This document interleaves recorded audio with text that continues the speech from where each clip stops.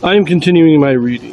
What I'm doing in this series is to read through the entire standard works of the Church of Jesus Christ of Latter-day Saints. This consists of the Bible, the Book of Mormon, the Doctrine and Covenants, and the Pearl of Great Price. I am reading in a chronological order of events, not according to publication or volume, so I will be skipping around a bit as I move along. We now return to Jeremiah. This is chapter 12. Jeremiah complains of the prosperity of the wicked. If all nations learn the ways of Israel, they shall be numbered with them. Righteous art thou, O Lord, when I plead with thee, yet let me talk with thee of thy judgments. Wherefore doth the way of the wicked prosper? Wherefore are all they happy that deal very treacherously? Thou hast planted them, yea, they have taken root. They grow, yea, they bring forth fruit. Thou art near in their mouth and far from their reins. But thou, O Lord, knowest me. Thou hast seen me, and tried mine heart toward thee. Pull them out like sheep for the slaughter, and prepare them for the day of slaughter. How long shall the land mourn, and the herbs of the field wither for the wickedness of them that dwell therein? The beasts are consumed, and the birds, because they said, He shall not see our last end. If thou hast run with the footmen, and they have wearied thee, then how canst thou contend with horses? And if in the land of peace, wherein thou trustest, they wearied thee, then how wilt thou do in the swelling of Jordan? For even thy brethren in the house of thy father, even they have dealt treacherously with thee. Yea, they have called a multitude after thee. Believe them not, though they speak fair words unto thee. So this opening here, verses 1 through 4, is a prayer of Jeremiah. Why are you allowing them to continue? You tried me, you know I'm with you. I trust in you, but can't you just get rid of these wicked guys? Can't you just chuck them out? Why are they... No, thou art near in their mouth, but far from their reins. In other words, they talk about you a lot, but they don't follow you. Reminds you of Isaiah chapter 29, where they confess me with their lips, but their hearts are far from me. That's the same thing. He's saying the same thing there. These are people who say they believe in God, say they follow God, but don't actually follow. And then what we read there in 5 and 6, that is God's first reply. We're getting God is answering Jeremiah's prayer. So if you can't handle the small stuff, how do you ever hope to handle the big stuff? And then he said that he reminds Jeremiah that even his own family is out to kill him. Verse 7. I have forsaken mine house.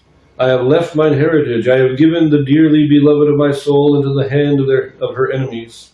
Mine heritage is unto me as a lion in the forest. It crieth out against me, therefore have I hated it. Mine heritage is unto me as a speckled bird. The birds round about are against her. Come ye, assemble all the beasts of the field, come to devour. Many pastors have destroyed my vineyard. They have trodden my portion under foot. They have made my pleasant portion a desolate wilderness. They have made it desolate, and being desolate it mourneth unto me. The whole land is made desolate, because no man layeth it to heart. The spoilers are come upon all high places through the wilderness, for the sword of the Lord shall devour from the one end of the land even to the other end of the land. No flesh shall have peace. They have sown wheat, but shall reap thorns. They have put themselves to pain, but shall not profit. And they shall be ashamed of your revenues, because of the fierce anger of the Lord. Thus saith the Lord against all mine evil neighbors, that touch the inheritance which I have caused my people Israel to inherit. Behold, I will pluck them out of the land, and pluck out the house of Judah from among them. And it shall come to pass after that I have plucked them out, I will return, and have compassion on them, and will bring them again, every man to his heritage, and every man to his land. And it shall come to pass, if they will diligently learn the ways of my people, to swear by my name, the Lord liveth, as they taught my people to swear by Baal, then shall they be built in the midst of my people. But if they will not obey, I will utterly pluck up and destroy that nation, saith the Lord. So God's answer to Jeremiah is, don't worry, we're going to destroy all the wicked. It's coming. The destruction's coming. And sow wheat, reap thorns, and it says they have put themselves to pain. They have taken pains, they've taken care to do all this stuff, but it's not going to be any profit to them. It's not going to get any good out of it. And then that last one is, I love this, the last days, those last 4 verses. This is a declaration against all the enemies of Israel. Right now, he's going to scatter Israel among all the nations.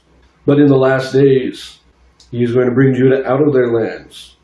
But he's going to take them out of their lands and bring Judah out and reestablish Judah. But if they will hearken to God, if they will return to him, he will restore them to their land too. Because remember, God, we often think of Canaan as the promised land, that God promised Israel this land, but we forget that God promised many different people different lands. He gave the children of Esau, the children of Edom, he gave them Mount Seir. He gave Ammon and Moab their land in the east. He gave the other children of Abraham their inheritance. I have no doubt that people even farther east received inheritance from God. So God's saying, look, I'm going to restore all people to their promised lands, because I've given all these nations have their land that is theirs, and as long as they follow me, they will have their land back. I like that. That's a good promise. But we leave that here, and we'll see you in the next one. We're going to continue with Jeremiah for a few more chapters. So see you.